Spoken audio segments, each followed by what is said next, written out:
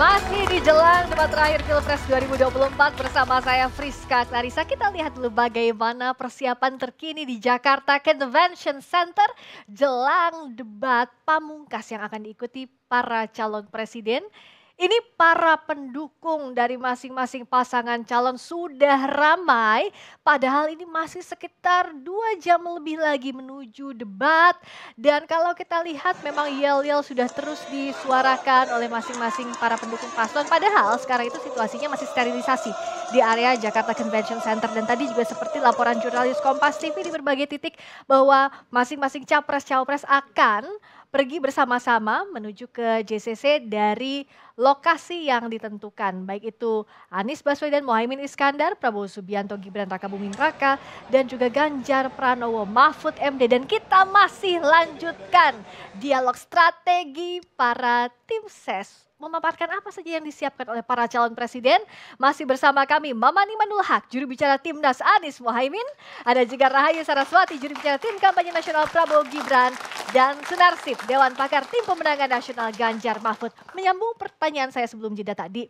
Jadi kalau dari Kang Maman, memangnya apa yang disampaikan oleh Mas Anies pada saat debat ketiga lalu adalah serangan personal atau bukan? Karena Pak Jokowi juga pasca debat itu bilang bahwa janganlah lontarkan serangan personal, fokus ke program. Ya, itu tentu salah. Bagi kami debat adalah sebuah sarana penting untuk melakukan edukasi tengah masyarakat, termasuk juga publik akan menilai. Seorang pemimpin itu akan dinilai dari perkataannya. Bukan sekedar masuk gorong-gorong, bukan hanya sekedar omong kosong tentang SMK dan lain sebagainya. Karena pemimpin dipegang adalah kata-katanya.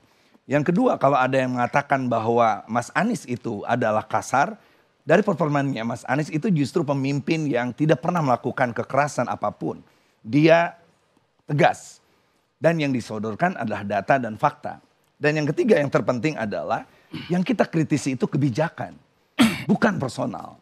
Kita tidak boleh membiarkan negara ini dikelola tanpa dikritisi. Rakyat sudah membayar pajak, rakyat sudah mengeluarkan uangnya, lalu dipercayakan kepada para pemimpin ini termasuk ke DPR dan sebagainya, maka wajar kalau ada kritik. Kritik yang baik adalah kritik yang disampaikan dengan data, fakta, dan kalimat yang simpel dan tegas. Sekali lagi, tidak ada serangan personal, yang ada demi Indonesia. Anies selalu mengedepankan pentingnya memperlihatkan transparansi keuangan, kebijakan yang memihak rakyat, dan juga menuju Indonesia yang lebih baik. Di 2045 kita harus masuk menjadi Indonesia emas. Oke, kalau dari Mas Sunarsih apa iya ada serangan personal dari Pak Ganjar waktu debat lalu? Ya disampaikan Mbak Sarah itu sebenarnya gimmick politik pasca debat. Jadi bagaimana menampilkan kesan bahwa pasangan kami itu menyerang pasangan yang lain, kira-kira seperti itu.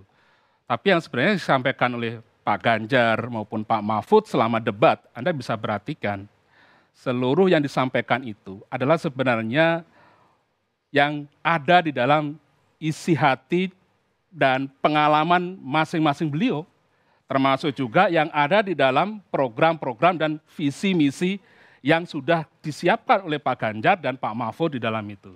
Makanya yang disampaikan kalau dalam tema-tema debat misalnya dalam pertahanan dan keamanan, itu semuanya adalah topik-topik tentang bagaimana kita membangun sistem pertahanan yang kuat gitu ya, yang mandiri, termasuk juga bagaimana mengembangkan sistem hukum ya, yang tegak lurus begitu, yang sebagaimana disampaikan oleh Prof. Mahfud begitu, yang tidak pandang bulu, tidak pilih kasih,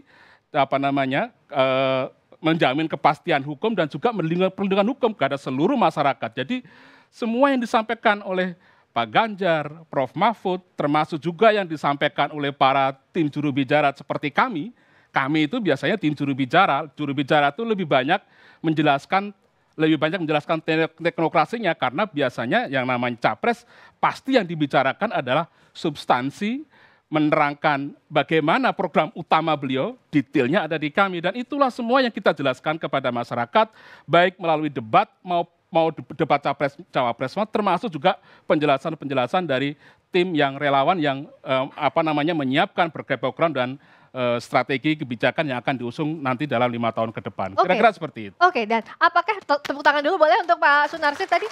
Mbak Sarah, jadi sebenarnya apa batasannya, tolok ukurnya bahwa yang disampaikan paslon itu memang menyerang personal atau kebijakan? Karena kalau tadi saya dengarkan dari paslon nomor 1 dan 03 bilangnya bahwa yang disampaikan itu semuanya full kebijakan kok, nggak ada serangan personal.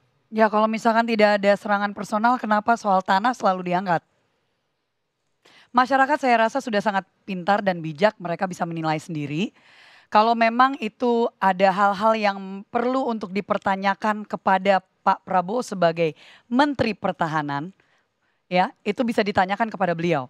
Tetapi banyak yang waktu itu dipertanyakan kepada satu sama lain yang dimana itu tidak ada kesempatan untuk Pak Prabowo yang mereka bicarakan sebagai Menteri Pertahanan untuk menjawab dan menjelaskan. Yang ditanyakan pun adalah hal-hal yang itu sifatnya berkaitan dengan pihak-pihak lain juga di dalam kabinet. Yang tentunya itu bukan hanya ada di kubu kami, di kubu yang lainnya pun juga terlibat di dalam kebijakan kabinet. Maupun juga yang berkaitan dengan DPR Komisi 1 yang semua partai parlemen ada di dalamnya.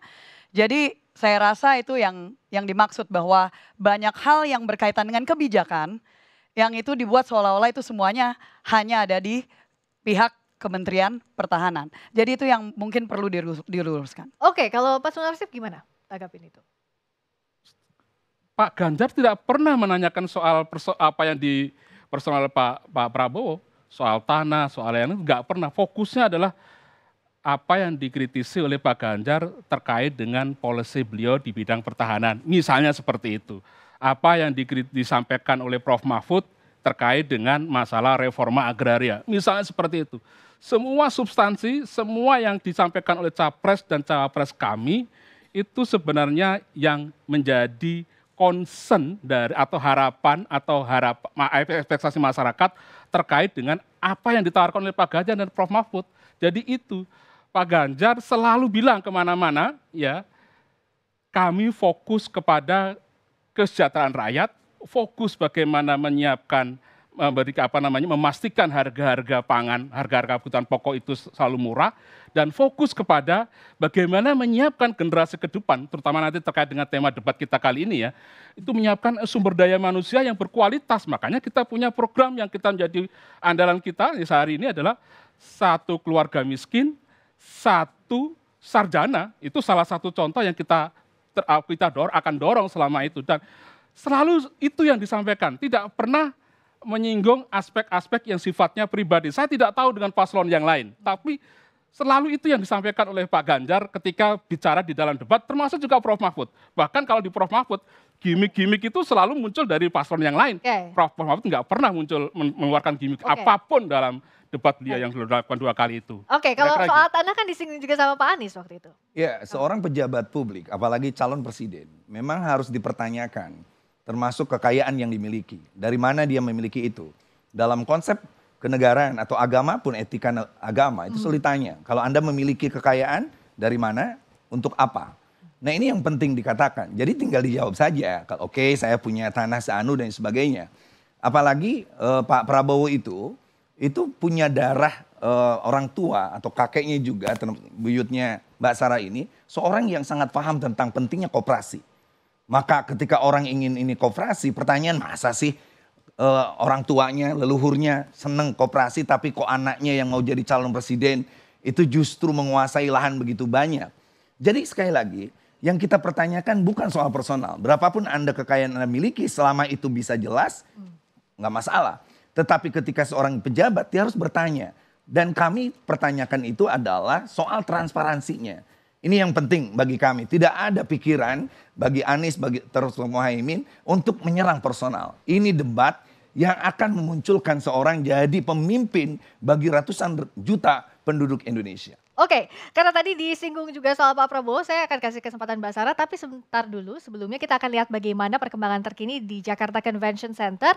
Ada jurnalis Kompas TV yang memantau, gambarnya Anda lihat ini, tapi kita akan lihat bagaimana perkembangannya bahwa sterilisasi masih terus dilakukan. Kenapa kami memantau dari detik ke detik? Karena Anda bisa lihat sendiri, semakin banyak pendukung dari pasangan calon nomor urut 1, 2, 3 yang hadir di Jakarta Convention Center, Senayan, Jakarta. Meskipun memang tidak semuanya bisa masuk ke arena utama debat, tapi dukungan ini disampaikan di sekitaran Jakarta Convention Center. Di debat terakhir ini yang akan dibahas temanya adalah kesejahteraan sosial, pembangunan sumber daya manusia dan inklusi dengan subtema pendidikan, kesehatan, ketenagakerjaan, kebudayaan dan teknologi informasi yang tentunya ini penting dicermati oleh para pemilih jelang pemilu 14 Februari nanti. Dan Anda dapat melihat tadi pengamanan sudah dilakukan dan sterilisasi juga dilakukan di arena utama Jakarta Convention Center.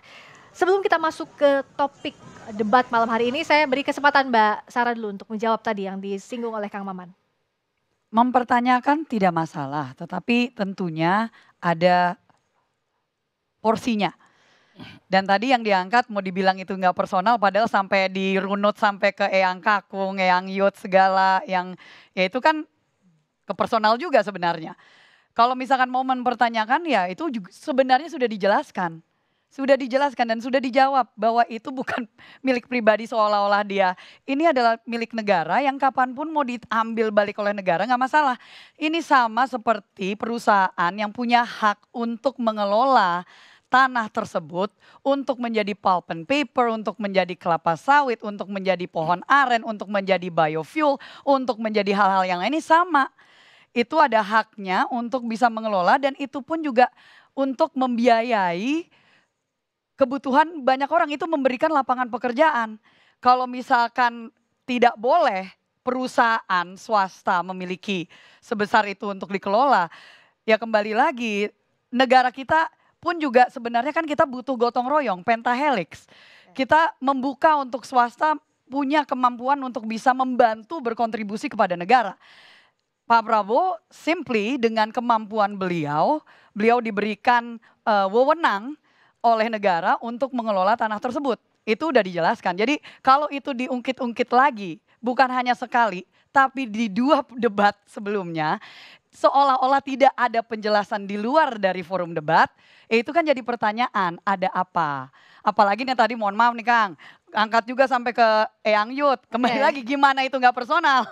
Oke. Bukan, justru saya ingin mengatakan Pak Prabowo di mana-mana sudah bilang bahwa koperasi itu penting, lalu dia merunut kepada leluhurnya. Itu kan harusnya menjadi pelajaran bagi kita. Bahwa perjuangan koperasi salah satunya jangan terlalu menumpuk kekayaan dan lain sebagainya. Itu aja sebenarnya. Jadi kalau jawaban di debat itu seperti yang Mbak Sarah katakan, it's okay, no problem. Tidak boleh dibawa-bawa lagi di luar. Misalnya tiba-tiba kita ngomong etik lalu ngomong etik. Tapi soal tanahnya itu kan bukan dalam pertanyaan gitu. Yang istilahnya beliau hanya menyampaikan pas mau jawab juga itu susah. tadi. Jadi saling serang ini ada perspektifnya masing-masing, tapi marilah kita masuk ke substansi debat terakhir malam hari ini. Dan di segmen berikutnya juga akan ada pertanyaan dari kawan-kawan mahasiswa sesaat lagi, tetap di jelang debat terakhir Pilpres 2024.